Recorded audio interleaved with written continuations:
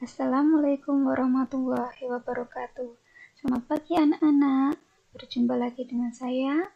Pada pertemuan kali ini kita akan melanjutkan pembahasan tentang klasifikasi materi dan perubahannya. Pada pertemuan sebelumnya sudah kita bahas tentang wujud zat, yaitu zat padat, cair, dan gas. Sudah kita bahas juga tentang unsur, senyawa, dan campuran. Masih ingatkah kalian apa itu unsur, senyawa, dan campuran?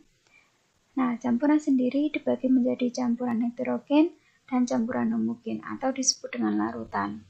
Larutan dibedakan lagi menjadi larutan asam, basa, dan garam. Masih ingatkah kalian apa saja ciri-ciri larutan asam, basa, dan garam? Sebelum kita bahas lanjutan materi lebih jauh, mari kita lakukan percobaan untuk membedakan larutan asam, basa, dan garam. Perhatikan dan simak baik-baik ya.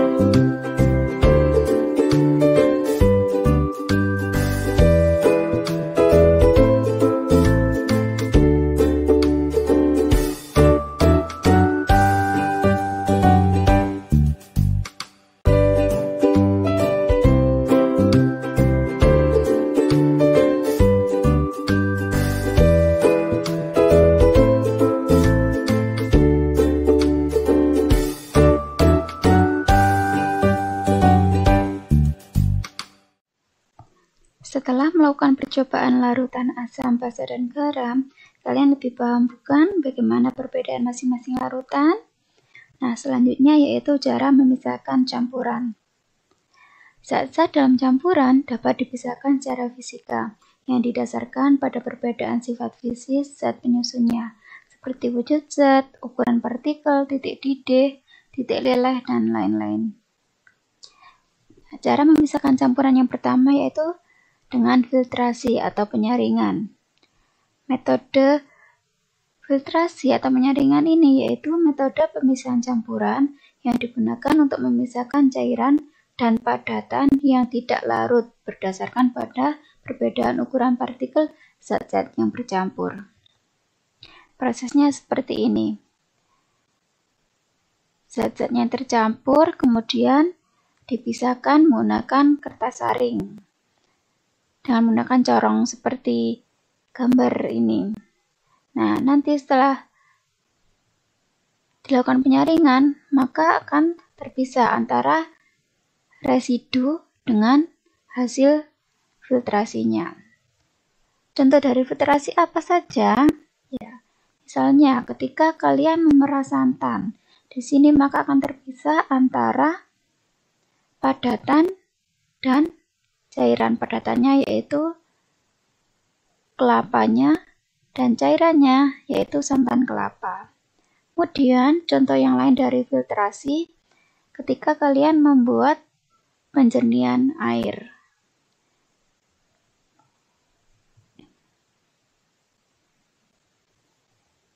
Yang kedua yaitu sentrifugasi. Sentrifugasi adalah pengganti filtrasi jika partikel padatan yang terdapat dalam campuran memiliki ukuran sangat halus dan jumlah campurannya lebih sedikit. Contohnya yaitu pada proses pemisahan sel-sel darah merah dan sel-sel darah putih dari plasma darah. Nah, sel-sel darah ini partikelnya sangat halus dan jumlah campurannya lebih sedikit sehingga tidak bisa dilakukan penyaringan biasa. Cara memisahkan campuran selanjutnya yaitu dengan destilasi atau penyulingan. Destilasi yaitu cara pemisahan zat cair dari campurannya berdasarkan perbedaan titik didih atau berdasarkan kemampuan zat untuk menguap, di mana zat cair dipanaskan hingga titik didihnya, serta mengalirkan uap ke dalam alat pendingin atau kondensor dan mengumpulkan hasil pengembunan sebagai zat cair. Contohnya yaitu penyulingan minyak bumi, ya, untuk mendapatkan minyak dari hasil minyak bumi dilakukan dengan cara penyulingan atau destilasi.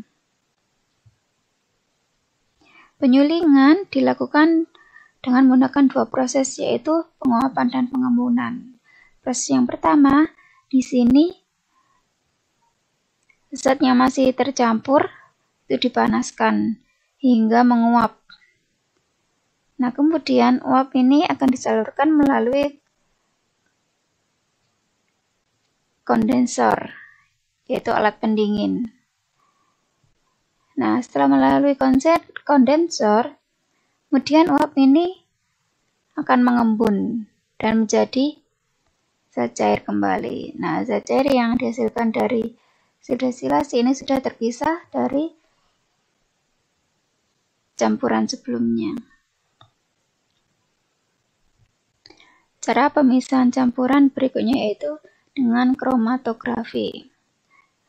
Kromatografi ini metode pemisahan campuran yang didasarkan pada perbedaan kecepatan merambat antara partikel-partikel yang bercampur dalam suatu medium diam ketika dialiri suatu medium gerak. Contohnya yaitu memisahkan zat warna. Contoh yang lain yaitu ketika tes urin untuk mengetahui penggunaan obat-obatan terlarang. Cara memisahkan campuran berikutnya ada sublimasi, yaitu metode pemisahan campuran yang didasarkan pada campuran zat yang memiliki suatu zat yang dapat menyublim, sedangkan zat yang lainnya tidak dapat menyublim. Contohnya, pemisahan kapur barus dan pasir. Nah, prosesnya seperti ini. Campurannya dipanaskan. Nah, salah satu zatnya ini dapat menyublim. Yang dapat menyublim adalah kapur barus. Nah, ketika dipanaskan, kapur barus ini akan menguap. Kemudian uapnya akan ditampung di atasnya ini. Kemudian kapur barusnya akan mengkristal. Sedangkan zat yang tidak dapat menyublim yaitu pasir.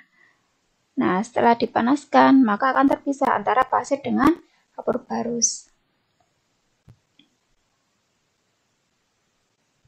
Cara selanjutnya yaitu kristalisasi. Zat padat yang tidak dapat dipisahkan dari larutan dengan cara disaring seperti air gula dan air garam dapat dipisahkan dari larutannya dengan cara penguapan dan terjadi kristalisasi. Contohnya, pembuatan garam dari air laut. Manakah cara petani garam mendapatkan garam dari air laut? Prosesnya yaitu air laut dialirkan menuju ke tambak-tambak yang dibuat di pinggir pantai. Setelah air laut terjebak dalam tambak-tambak, selanjutnya proses penguapan terjadi dengan bantuan sinar matahari. Air yang terkandung dalam air laut akan menguap sehingga terbentuklah kristal garam.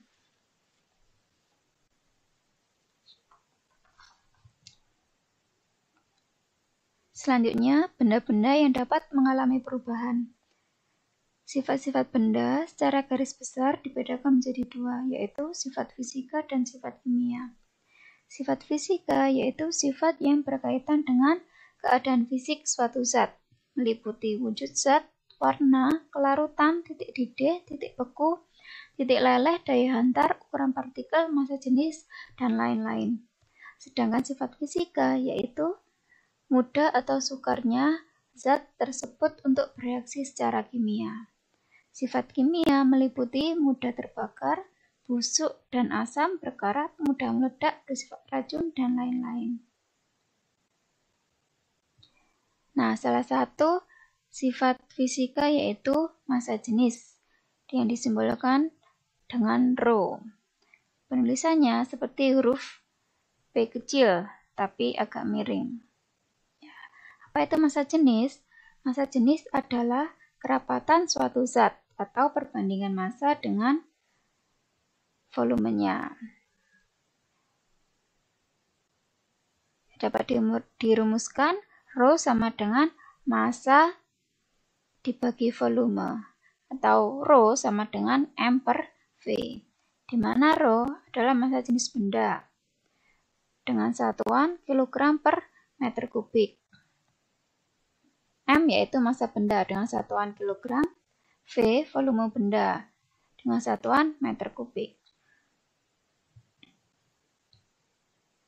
Nah, setiap benda itu mempunyai massa jenis yang berbeda-beda, seperti tabel berikut.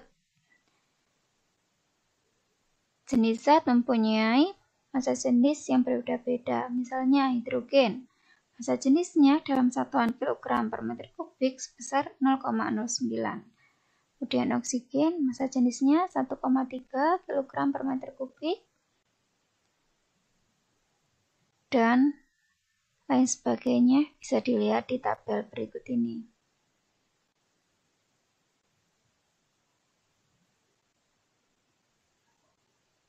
Bagaimana cara menghitung massa jenis? Perhatikan contoh soal berikut ini. Volume air di dalam suatu gelas ukur 40 cm3. Sebuah batu dimasukkan ke dalam gelas tersebut sehingga volume air di dalam gelas ukur naik menjadi 70 cm3. Jika diketahui massa kerikil 150 gram, tentukan massa jenis kerikil tersebut. Dari soal ini dapat diketahui volume kerikil yaitu volume gelas ukur akhir dikurungi volume awal gelas ukur. Volume akhirnya 70, volume awalnya 40, sehingga volume kerikil adalah 30 cm3. Kemudian massa kerikil yaitu 150 gram.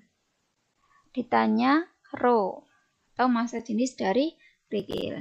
Nah, dengan menggunakan rumus rho sama dengan M per V, dimasukkan massa kerikil 150 gram dan volume kerikilnya 30 cm3, sehingga diperoleh massa jenis kerikil yaitu 5 gram per cm3.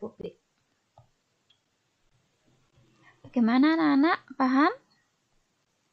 Nah, untuk lebih paham lagi, kerjakan latihan berikut. Ya, kemudian Cocokkan jawaban kalian dengan kunci jawaban berikut. Untuk nomor 1, jawabannya adalah 1250 gram. Untuk nomor 2, jawabannya adalah 750 kg per meter kubik. Selanjutnya yaitu perubahan fisika dan kimia. Perubahan fisika, ciri-cirinya perubahannya tidak menghasilkan zat baru. Zatnya dapat kembali seperti sebelumnya. Misalnya, perubahan wujud dari padat ke cair. Misalnya, es batu.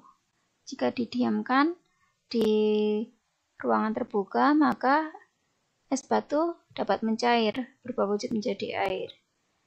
Nah, setelah dimasukkan kembali ke dalam lemari es, maka es batu yang sudah mencair dapat kembali berubah wujud menjadi padat, yaitu menjadi es. Kemudian, ciri selanjutnya dari perubahan fisika yaitu umumnya perubahan terjadi pada wujud, bentuk, dan ukuran. Ciri-ciri selanjutnya, penyebab perubahannya disebabkan oleh gaya dan suhu. Kemudian untuk perubahan kimia, ciri-cirinya perubahannya menghasilkan zat baru. Selanjutnya, zat baru tidak dapat kembali seperti sebelumnya. Ciri-ciri selanjutnya, umumnya perubahan terjadi pada zatnya. Kemudian, penyebab perubahannya disebabkan oleh reaksi kimia.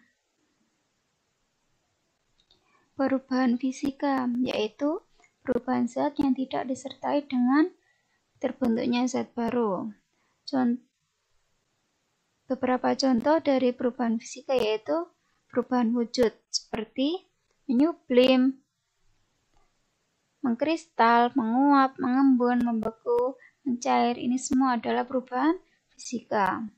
Kemudian perubahan ukuran suatu zat seperti kopi. Nah, ketika sudah ditumbuk menjadi butiran kopi, ini termasuk perubahan fisika. Kemudian perubahan bentuk seperti kayu. Nah, awalnya kayu gelondongan, kemudian jadi batangan kayu. Nah, ketika dirubah jadi kursi, ini termasuk perubahan fisika karena hanya terjadi perubahan bentuk, tidak menghasilkan zat baru. Kemudian perubahan kimia, yaitu perubahan zat yang dapat menghasilkan atau membentuk zat baru dengan sifat kimia yang berbeda dengan zat asalnya. Ciri-ciri dari perubahan kimia antara lain terbentuknya zat baru, terbentuknya gas, terbentuknya endapan, terjadinya perubahan warna, kemudian terjadi perubahan suhu. Untuk pembentukan gas, misalnya di sini contohnya adalah ketika magnesium dicampurkan dengan asam klorida, ini akan menghasilkan magnesium klorida dan gas hidrogen. Nah, di sini terdapat gas hidrogen. Ini adalah gas. Nah, dari reaksi ini menghasilkan gas. Contohnya, ketika kalian ingin meminum tablet vitamin C yang kalian larutkan ke dalam air. Nah, ketika sudah tercampur, maka akan terbentuk gas-gas gelembung. Nah, gas yang terbentuk dapat kamu lihat dalam wujud gelembung-gelembung kecil. Ini merupakan perubahan kimia. Kemudian, pembentukan endapan. Pembentukan endapan ini reaksi yang menghasilkan suatu senyawa yang berbentuk padatan. Contohnya, ketika kapur dimasukkan ke dalam air. Nah, larutan air kapur ini akan menghasilkan zat-zat padatan yang tidak bisa terlarut ke dalam air. Nah, ini yang disebut dengan endapan. Kemudian perubahan warna. Ketika kalian memakan apel atau menggigit apel, kemudian kalian biarkan, lama-kelamaan apel akan berubah warna menjadi coklat. Nah, perubahan ini disertai dengan reaksi kimia, maka disebut dengan perubahan kimia. Kemudian perubahan suhu. Nah, ketika kalian membakar kayu bakar, kemudian lama-lama kayu bakarnya akan berubah menjadi arang. Nah, di sini dihasilkan zat baru yaitu arang. Maka disebut dengan perubahan kimia. Berikut contoh perubahan fisika dan kimia yang kita temui dalam kehidupan sehari-hari. Untuk perubahan fisika, contohnya beras diubah menjadi tepung beras. Kenapa perubahan fisika? Karena di sini yang terjadi adalah hanya perubahan bentuknya saja. Yang dari bulir-bulir beras diubah menjadi bentuk yang sangat halus, yaitu tepung beras. Kemudian gula dilarutkan dalam air. Kemudian pemuaian rel kereta api. Nah, ketika rel kereta api terkena sinar matahari pada siang hari, relnya ini akan memuai. Nah, ketika pada malam hari suhu menjadi dingin, maka rel kereta api ini akan kembali ke bentuk semulanya atau mengalami penyusutan. Nah, karena bisa kembali ke bentuk semula, maka pemuaian rel kereta api disebut dengan perubahan fisika. Kemudian pembuatan gula pasir. Nah, gula pasir yang berasal dari air tebu, kemudian diolah dan diubah menjadi bentuk padat. Nah, di sini hanya terjadi perubahan wujud, maka disebut dengan perubahan fisika. Nah, untuk perubahan kimia, contohnya singkong menjadi tape. Nah, di sini dihasilkan zat baru yaitu tape, maka disebut dengan perubahan kimia. Kemudian pembakaran kayu. Nah, pembakaran kayu di sini juga dihasilkan zat baru yang awalnya kayu, kemudian dibakar. Hasil pembakaran berupa arang dan abu. Nah, ini dihasilkan zat baru. Kemudian pembusukan buah. Ketika terjadi pembusukan buah, ini buah akan berubah warna. Kemudian menghasilkan bau juga. Nah, ketika terjadi pembusukan buah, ini buah yang sudah busuk tidak dapat kembali seperti semula. Maka disebut dengan perubahan kimia. Kemudian minyak gas yang dibakar. Ini juga menghasilkan zat baru. Sehingga disebut dengan perubahan kimia.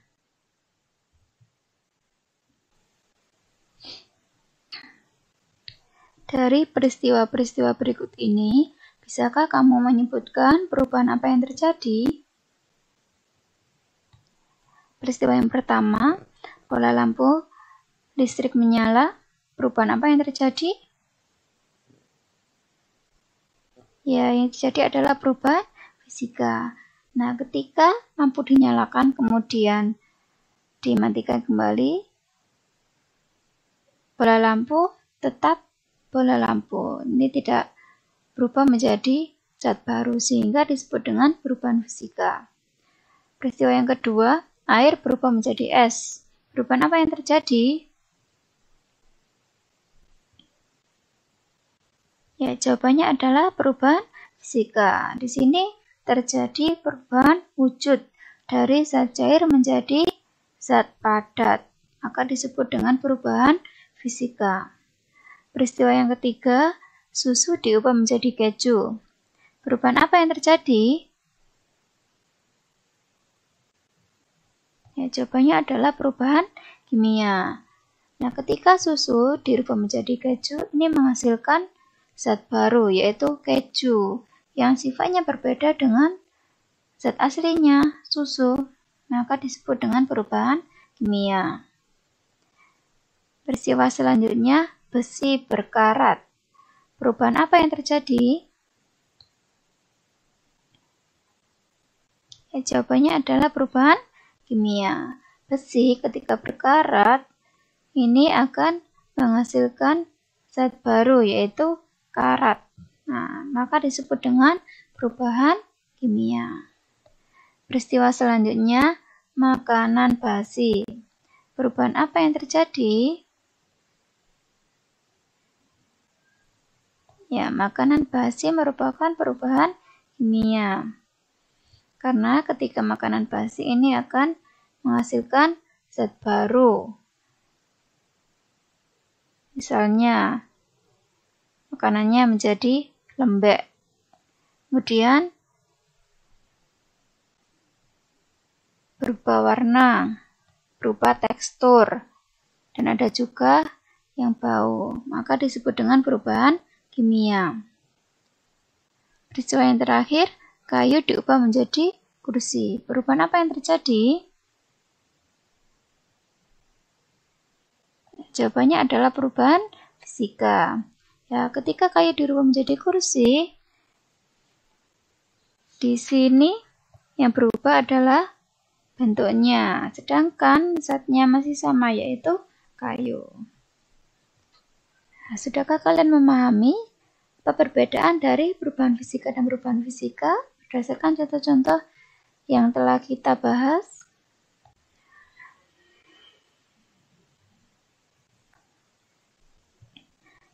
Demikian yang bisa saya sampaikan pada pertemuan kali ini. Terima kasih atas perhatian kalian. Selamat pagi. Sampai jumpa di pertemuan selanjutnya. Wassalamualaikum warahmatullahi wabarakatuh.